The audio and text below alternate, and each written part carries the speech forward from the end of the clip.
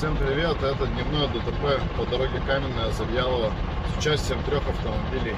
Серьезно пострадавших нету, только ушибы, ссадины, царапины.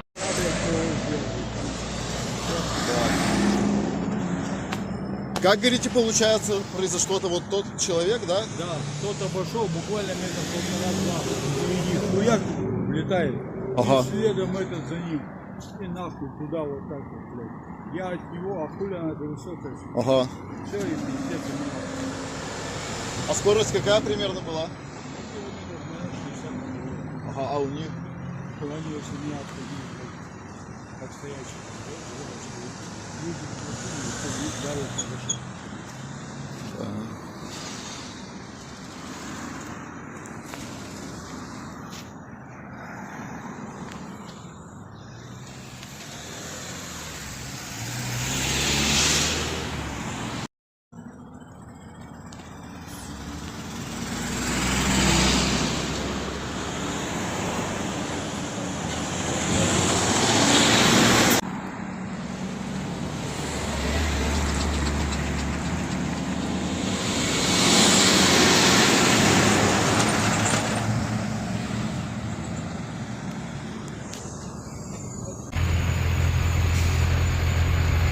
Вот, блядь, мудозвоны ебаный в рот.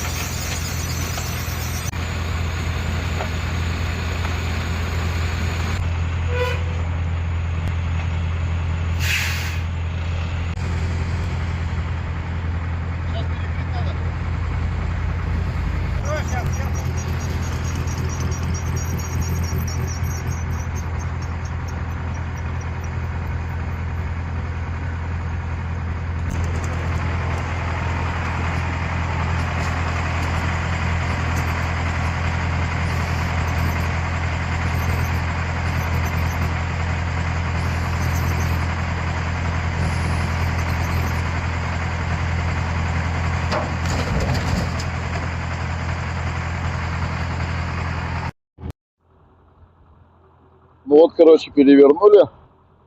Из машины льется бензин, прямо активно. Бензин, антифриз.